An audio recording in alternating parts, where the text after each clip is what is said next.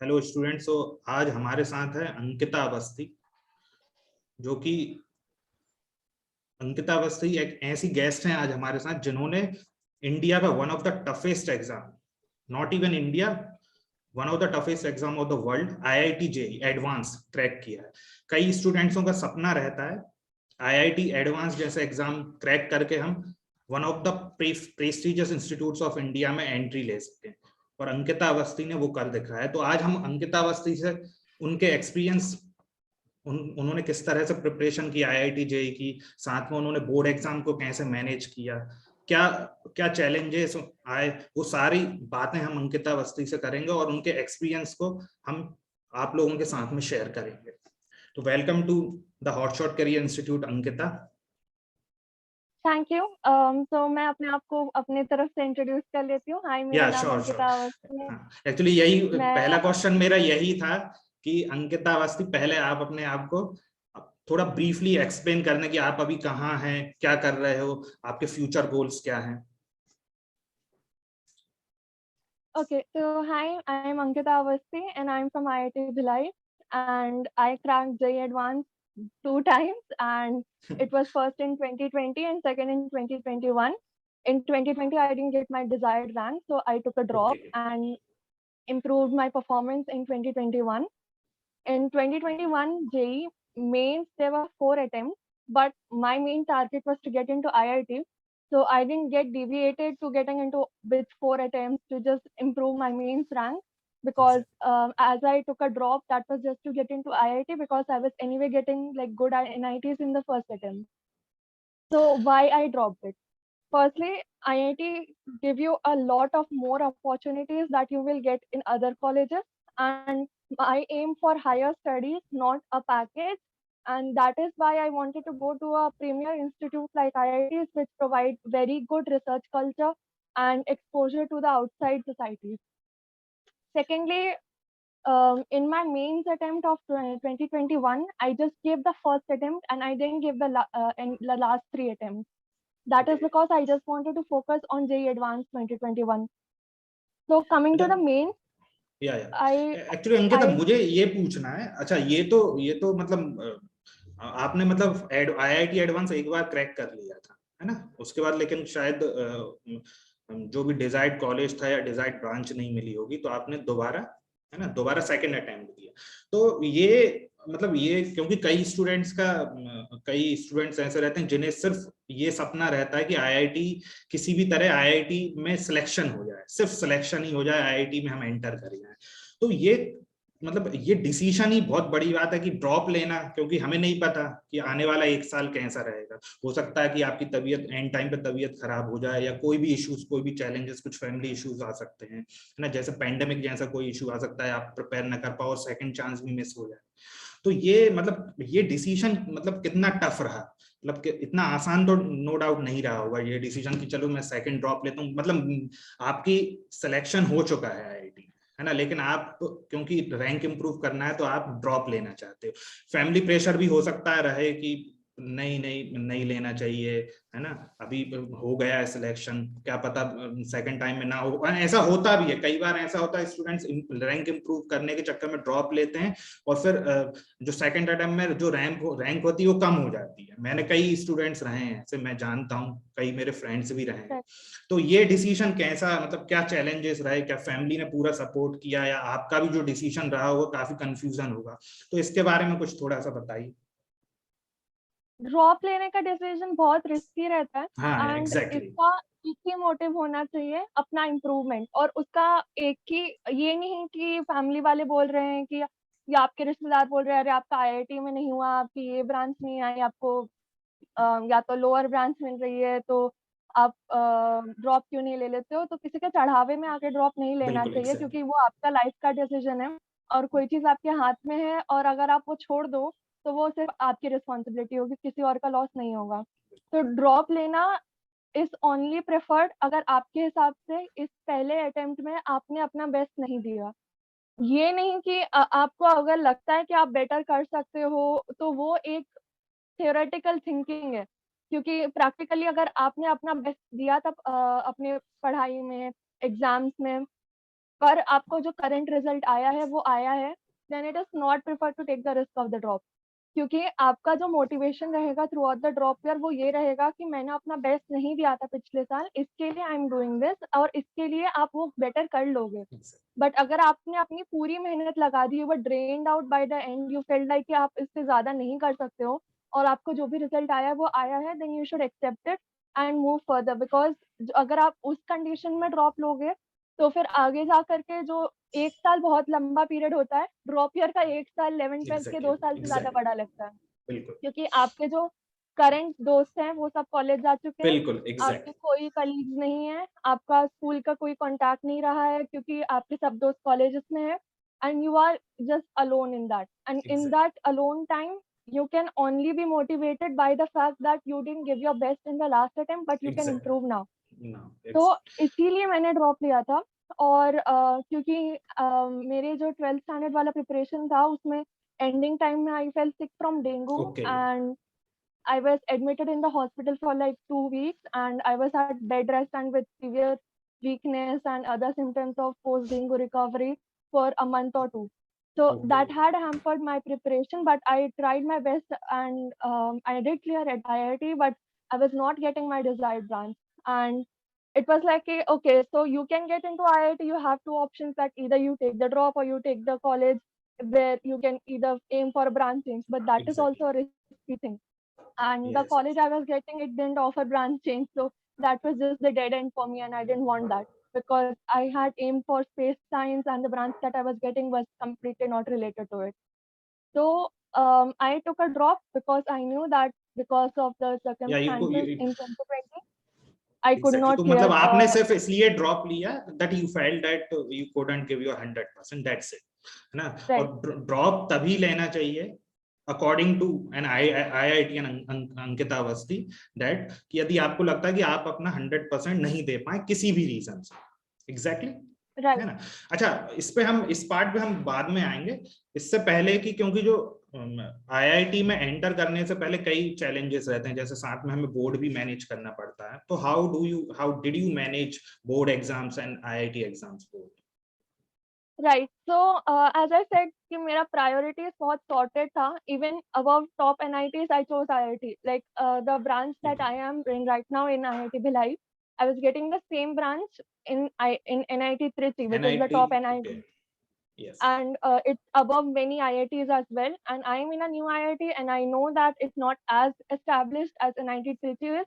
But and everybody else knows the fact that it has way more opportunities and exposure than an NIT can give you.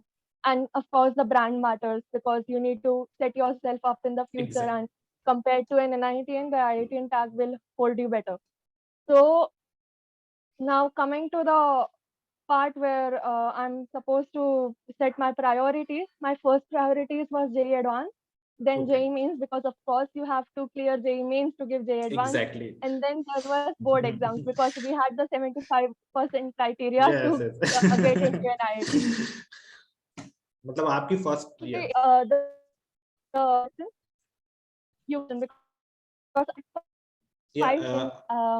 JEE Advanced, but they had 60% board, so they were rejected from IIT. So for my boards, I scored 92% in CBSE, and I had 99% in mathematics, and I think 96% in physics. I only prepared for physics, chemistry, and mathematics throughout my first year and second year of the +2 because it was obviously of my interest, and it was for the JEE, and the subjects like English and physical education, honestly, I just prepared it in the last 2 months. However, I kept track of it throughout the school because, of course, if you don't pass the terms, how are you going to pass the board? So, but it was not my highest priority. And in my 11th and 12th standard, I think my attendance in school was just 50% or something. I did receive a lot of pressure from the teachers, but I knew my priorities and I knew that I can do it. So एक doubt एक और मैं आपको interrupt करना चाहूंगा।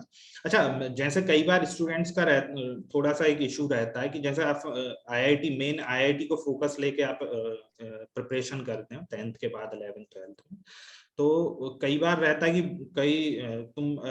आपने भी जैसे पीसीएम आपने बोला कि मेन फोकस मेरा पीसीएम पे ही रहा, तो बोर्ड एग्जाम क्या आईआईटी का जो सिलेबस है, नो डाउट कि बहुत वास्ट सिलेबस है as compare to board exams, तो आईआईटी के सिलेबस को फोकस रखते हुए क्या सिर्फ पीसीएम की बात करें तो क्या बोर्ड का कवर हो जाता है, क्या उसके लिए अलग से कुछ प्रिपेयर करना पड़ता है? मैथ्स एंड फिजिक्स, देखिए फिजिक्स में कैसा होता है कि वो प्रूव करने को दे देते हैं या फिर आपको ट्रांसफॉर्मर बनाने को दे देंगे, जो एडवांस में नहीं पूछेंगे क्योंकि वो ऑब्जेक्टिव रहेगा। बट आपको उससे कैचअप करना पड़ेगा, हाँ, क्योंकि आपके पास कॉन्सेप्ट होंगे तो आप थियरी कर लोगे, और अगर कॉन्सेप्ट क्लियर ही नहीं है और अगर आप थियरी में स्ट्रगल कर रहे हो तो आप ऑब्वियसली न्यूमेरिकल्स में भी स्ट्रगल करोगे, तो इसका मतलब आपका जेईई एडवांस की प्रिपरेशन भी हैम्पर हो रही है। तो फिजिक्स और मैथ्स में क्या था कि मैथ्स में अभी अगर आप एडवांस के क्वेश्चंस पढ़ के बोर्ड एग्जाम देने जाओगे तो आपको दिक्कत आएगी, क्योंकि जो फंडामेंटल क्वेश्चंस है उसको आपको सॉल्व करने की आदत नहीं है। 3 घंटे का टाइम होता है, आप टाइम से निकल जाओगे और आपका नहीं हो पाएगा पेपर खत्म। तो कई बार बोर्ड से प्रैक्टिस पहले, भी, हाँ बिल्कुल प्रैक्टिस भी छूट जाती है वो। हाँ, क्योंकि हम हाँ, पूरा क्योंकि एकदम आपको कॉम्पिटिटिव। आदत है हाँ, कि एमसीक्यू लगाने की। बोर्ड में आई यस थिंक यस। कभी पैटर्न में कुछ एमसीक्यू डाला है, तो उसके अलावा आप बाकी चीजों में स्ट्रगल करोगे। अगर उसने आपको इनवर्स पूछ लिया मैट्रिक्स का बनाने का, बट आपको तो वो फॉर्मूला से याद है पर वो बिल्कुल। फॉर्मूला अलाउ नहीं कर रहा। हाँ, क्योंकि कई चीज Yeah, हम Abhishek, sorry कई to bar interrupt. Ankita, I am asking one question to continue this question. Actually, na, this time what happened, mains first attempt and board exam are collapsed, means both are on same time and last week of April. Now every student confused which one we choose, board exam or mains. So any suggestion for those students? See, board exams you have to give and like you have to do well in that as well. But बात ये है कि अगर आपने mains का prepare किया है तो बोर्ड भी आप निकाल ही लोगे। तो ऐसा कुछ ज्यादा ही बहुत ज्यादा मुश्किल चीज नहीं है, क्योंकि सिलेबस 3 सब्जेक्ट का आपका सेम है, और क्या चाहिए। मतलब लोग बिल्कुल कॉलेज में रह करके अपना सिलेबस के साथ में यूपीएससी प्रिपेयर करके क्रैक कर लेते हैं, और इसमें तो आपका कोलाइड कर रहा है। और जो बाकी के सब्जेक्ट है, जैसे आपने अगर आपने कोडिंग लिया हुआ रखा है और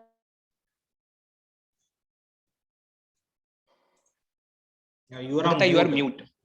mute. Yeah, fine. I was getting a call, sorry. तो आपके अगर कुछ सब्जेक्ट कोलाइड नहीं कर रहे हैं, जैसे इंग्लिश है, फिजिकल एजुकेशन है, ये कुछ ज्यादा खास सब्जेक्ट नहीं है कि आपको साल भर की प्रिपरेशन नहीं है तो आप इसमें कुछ नहीं हो पाएगा। आपको बस वही कुछ चीजें रात को सोने से पहले पढ़ लेनी है और दिन में थोड़ा रिवाइज कर लेना है, और बोर्ड एग्जाम से पहले तो वो थोड़ा थोड़ा करके रिवाइज करना ही है। बट मेंस के अटेम्प्ट पे आते हैं तो अभी क्या रहता है कि आपको बोर्ड में 90+% टारगेट करना चाहिए, क्योंकि इम्पोर्टेंट होता है। You can not put your boards on a toss कि सिर्फ मेंस पे ही फोकस करेंगे, क्योंकि बोर्ड्स भी इम्पोर्टेंट है। अगर आपका 75% पहले तो नहीं आया तो आपको एडमिशन नहीं मिलेगा आईआईटी में या एनआईटी में, क्योंकि उनका क्राइटेरिया होता है। फिर आपको वही रैंक के साथ में किसी नॉट सो गुड कॉलेज में जाना पड़ेगा, फिर आप लाइफ टाइम रिग्रेट में रहोगे, तो वो वर्दी नहीं है। फिर आपका एडवांस का रैंक वेस्ट जाएगा, राइट। तो और ऊपर से जब आप अगर आप बाहर की कंपनीज में अप्लाई करोगे या आगे जा करके, या फिर बाहर के कॉलेजेस में अप्लाई करोगे एमएससी या पीएचडी के लिए, Yes. आपका जो बोर्ड का परसेंट है वो मैटर करता है। आपका 90% से ज्यादा होता है तो उसका एक स्कोर बनता है। तो वो सब चीजें मैटर करती है, तो इसको एकदम हल्के में नहीं लेना चाहिए। केमिस्ट्री का is exactly what comes in Mains in Advance, आपको एनसीईआरटी ही फॉलो करनी है। फिजिक्स में एनसीईआरटी से आप थियरी कर लो, न्यूमेरिकल्स तो आपको आते ही हैं क्योंकि आप मेंस का फोकस कर रहे हो। और मैथ्स में तो it's everything just solving. Maths में कोई थियरी नहीं है, बस आपको प्रैक्टिस करना है। एनसीईआरटी का हर क्वेश्चन लगना चाहिए, लिटरली हर अच्छा क्वेश्चन आपका अंकिता, हाँ सॉल्व। यहाँ से ही एक और क्वेश्चन कई बार स्टूडेंट्स रहते हैं, उनको डाउट रहता है कि एनसीईआरटी कितनी इंपॉर्टेंट है आईआईटी जैसे एग्जाम के लिए, क्या एनसीईआरटी जरूरी है करना? सबसे बड़ा मिसकंसेप्शन है कि लोग एनसीईआरटी छोड़ देते हैं, मतलब उनके एनसीईआरटी में ओके, धूल जम रही है and फिर वो सोचते हैं मेंस में मार्क्स क्यों नहीं आए हमारे। या क्योंकि आप एग्जैक्ट, देखोगे ओके। कितनी बार मैं अपने मेंस अटेम्प्ट से निकल रही थी, एक बच्चा अपने पेरेंट के साथ फोन पे था कि सब कुछ तो एनसीईआरटी से पूछ लिया हमने, तो वो पढ़ा नहीं था, तो अगले अटेम्प्ट में ट्राई कर। ये तो बेवकूफी हो गई, क्योंकि आपको बोर्ड के लिए एनसीईआरटी पढ़नी है और मेंस में भी अगर उसी से पूछ रहे हैं तो आप वही मिस कर दोगे, तो फिर आपको तो फिर से एक और अटेम्प्ट देना पड़ेगा।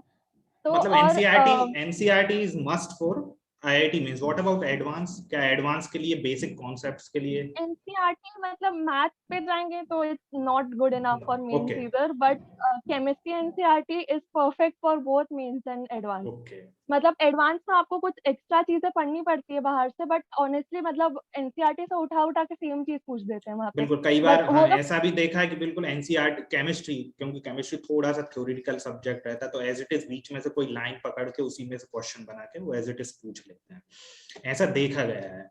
तो मतलब अच्छा, आपके हिसाब से मैथ्स इतना रिलेवेंट नहीं है एनसीईआरटी नो, फॉर आईआईटी क्योंकि एडवांस? मैथ्स में क्या है कि मतलब मैथ्स में तो मेंस और एडवांस में RD शर्मा भी रेलेवेंट नहीं है, क्योंकि उसमें अलग लेवल पर जा रही है। जैसे आप सेंगेज जैसे बुक सॉल्व करोगे तो वो आपका बहुत ज्यादा हेल्प करेगी। मतलब मैंने मैथ्स के लिए सिर्फ एक बुक सॉल्व की थी, सेंगेज।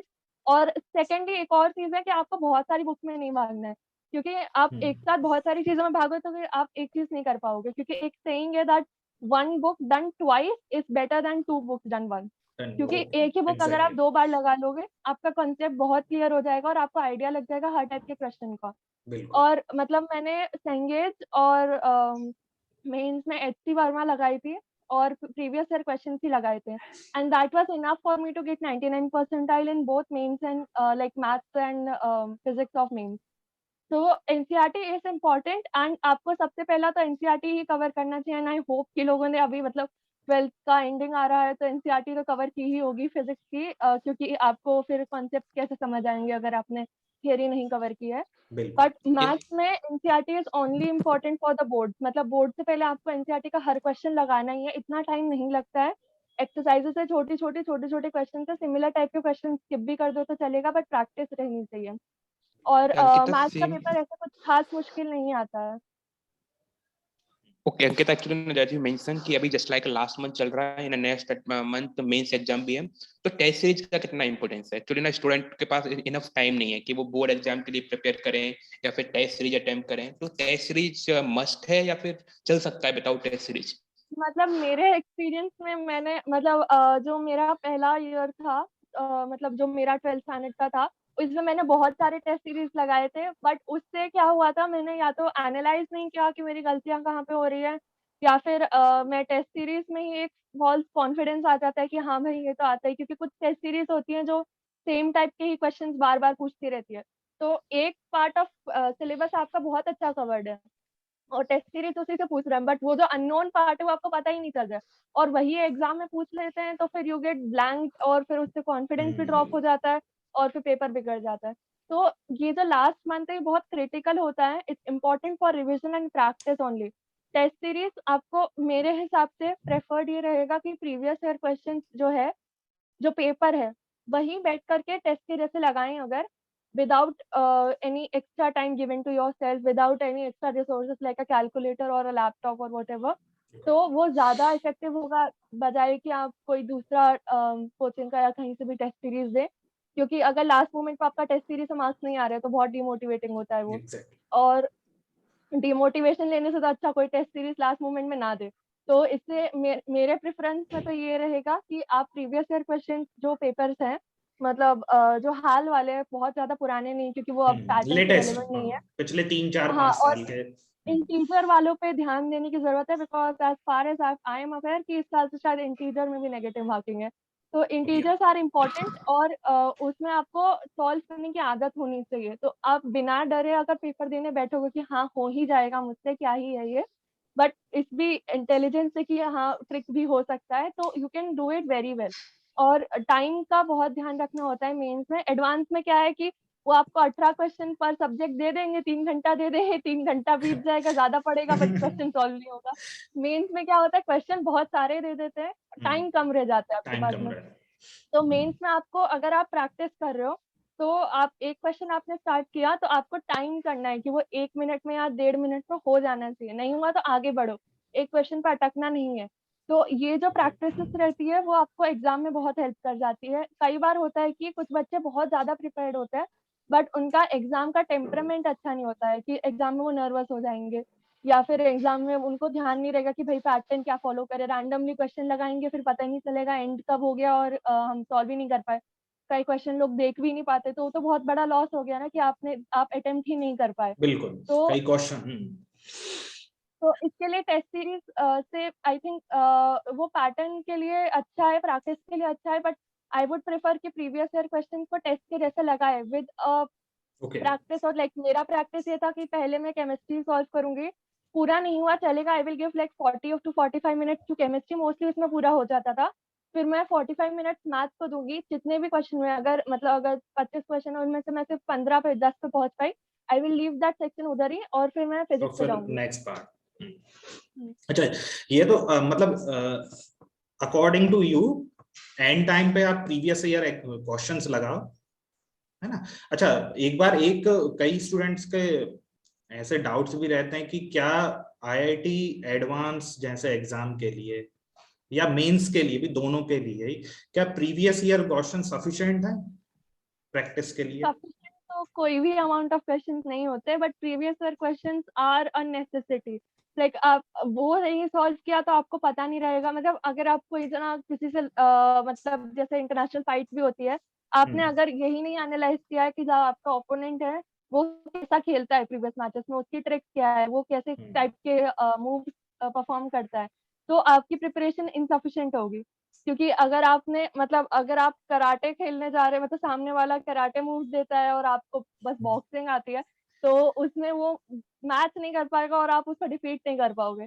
तो इसके लिए प्रीवियस ईयर क्वेश्चंस का आइडिया अच्छे से होना is very important, but they are not sufficient. Like you have to solve other questions, मतलब अलग अलग पैटर्न के क्वेश्चन सॉल्व करना इंपॉर्टेंट है, क्योंकि मेंस में तो अभी वो रिपीट कर ही देते हैं क्वेश्चन, क्योंकि इतने सारे क्वेश्चन होते हैं, हम मेंस में बस वैल्यू चेंज करके क्वेश्चन दे देते हैं। एग्जैक्टली। और अभी तो पैटर्न हो गया कि मेंस में पिछले साल के क्वेश्चन आ ही जाते हैं, बट एडवांस में they never repeat a question. It's like KBC of mathematics and physics chemistry, they just never repeat any question. Like previous year question solve करने से आपका एप्टीट्यूड बढ़ेगा, आपको समझ आएगा कैसे क्वेश्चन पूछते हैं, क्या बट एक भी लेवल क्या क्वेश्चन रिपीट रहेगा, नहीं होने बिल्कुल। वाला। Okay, Ankita, actually ना I am just asking a last question कि एनी 5 पॉइंट आप मतलब बच्चों को क्या सजेस्ट करेंगे जो 12th बोर्ड में एटलीस्ट 90% एंड फॉर मेंस में 99% है, जो लास्ट 1 मंथ में हमें ऐसे 5 पॉइंट क्या फॉलो करने चाहिए जिससे बच्चा एटलीस्ट 90% इन हाँ बिल्कुल, 12th बोर्ड? इस क्वेश्चन पे हम बाद में आते हैं। एक लास्ट क्वेश्चन ये इससे पहले कि रिवीजन किस तरह से करें। Okay, revision. ओके, तो अभी अगर आपका प्रिपरेशन अभी तक अच्छी रही है तो आपने नोट्स बनाए होंगे, और लास्ट मिनट कई बार ऐसा कंफ्यूजन होता है कि आपके पास अच्छे खासे नोट्स बने हुए हैं या तो कोचिंग के या तो खुद के, बट इतना पैनिक हो जाता है एग्जाम से पहले कि आप फिर से किताब लेके बैठ जाते हो, फिर से जीरो से पढ़ना एंड तक स्टार्ट करते हो और फिर वो कभी नहीं खत्म होता है। इसके लिए बेटर है कि आपने जैसे भी नोट्स बनाए हैं आप उससे फॉलो करो, उससे रिवाइज करो। और मतलब मैंने क्या किया था कि एनसीईआरटी के शॉर्ट नोट्स बनाए थे। आई डोंट थिंक अभी उतना टाइम है, बट लाइक इंटरनेट पे ऐसा मटेरियल अवेलेबल है जिससे आप पिछले जो एनसीईआरटी के शॉर्ट नोट्स एक्सेस कर सकते हो।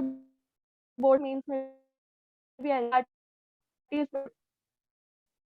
केमिस्ट्री इन मेंस आल्सो, तो वो आप ऐसे फॉलो कर सकते हो। और क्वेश्चन वाइज रिवीजन मैंने जो पिछले क्वेश्चंस मैंने प्रैक्टिस किए थे उसमें कुछ क्वेश्चन से मैंने स्टार मार्क किया था, क्योंकि वो क्वेश्चन से मैं अटक गई थी या फिर मुझे लगा अच्छा क्वेश्चन है, तो वो मैंने आपको पिछले नोट्स में लगाई और फिर बाद में मैंने वो फिर से लगाए थे बिना सोल्यूशन देखे। और अभी 1 महीना है आपके पास में, तो ये इम्पोर्टेंट है। ये 1 महीने में आप 2 साल का रिविजन नहीं कर सकते हो अच्छे से, तो अच्छा, आपको बस कई बार मेन शॉर्ट, कुछ स्टूडेंट शॉर्ट नोट्स बनाते हैं ना साथ में पैरेलली, जैसे जैसे चैप्टर फिनिश होता है शॉर्ट नोट में कई नहीं बनाते हैं। कईयों का मैंने देखा है, या कई ऐसे स्टूडेंट्स बोलते हैं कि सर हम नहीं बनाते हैं शॉर्ट नोट्स, हम लास्ट में रिवीजन के टाइम पे भी क्या करते हैं, वो सारी कॉपी ही पलटते हैं पेज, कई लोगों की रहती। तो आपका क्या मतलब, शॉर्ट नोट्स क्या फ्रूटफुल रहते हैं? short notes is something that you refer to when you have less time and a lot of things to cover. And मतलब वो बेस्ट थिंग है कि अगर आपका 1 ही महीना रह गया एग्जाम का और आपका सिलेबस बहुत ज्यादा है मेंस में, मतलब बोर्ड्स में तो सिर्फ 12th पूछ रहे हैं, बोर्ड उसके लिए निपट जाता है उससे अगर कॉपी पलट के या फिर एनसीईआरटी पूरा पढ़ के कर लोगे।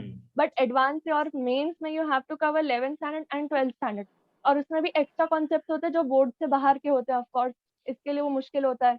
तो इसके लिए अगर आपके पास शॉर्ट नोट्स अभी नहीं है तो आप या तो फिर एनसीईआरटी खोलिए अपनी, अगर केमिस्ट्री की बात कर रहे हैं तो उसके ऊपर अगर पी ब्लॉक आप पढ़ रहे हैं और फॉस्फोरस अगर आपने पढ़ना स्टार्ट किया है, just start noting down small points. Like अगर आप एक चीज को एकदम छोटे शब्दों में एक्सप्रेस कर सकते हो कि इसका कलर क्या है, इसका स्ट्रक्चर क्या है, ये इसका फॉर्मूला क्या होता है जिस एलिमेंट में नेचुरली ऑकर करता है, या फिर अगर उसको अल्कोहल में कन्वर्ट किसी चीज को करना है तो कैसे होगा। अगर आप छोटे छोटे लाइंस में या फिर बॉक्सेस में वो बना सकते हो, तो आप एक बार खोलोगे और आप जिस चीज में 2-3 घंटा लगा रहे हो वो आपके 15 से 20 मिनट में हो सकती है। So time is money, and I think this is much better than wasting your time. Okay, Ankita, one last question. मेरा लास्ट सेम लास्ट क्वेश्चन जो मैंने अभी बोला था कि एटलीस्ट मींस 5.4 लास्ट मंथ की, जिससे बोर्ड में एटलीस्ट 90% एंड 99% are in mains.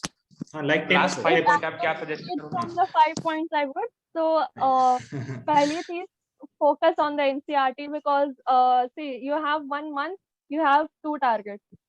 Thankfully PCM is an overlapping target, so you have to solely focus more on PCM, English, और I think physical education extra होता है या एक और होता होगा, I think that's all, या किसी ने अगर एक्स्ट्रा सब्जेक्ट लिया है तो वो आप ऐसे मतलब रात को सोने से पहले स्टोरी पढ़ते हैं, या फिर अगर आप टाइम वेस्ट कर रहे हैं कहीं पे, उससे अच्छा उसको एक इंटरेस्ट, मतलब एक फेक इंटरेस्ट से आप डेवलप करोगे ना, आपका काम हो जाएगा कि ओहो मुझे तो ये बहुत पसंद है, मैं पढ़ लेता हूँ।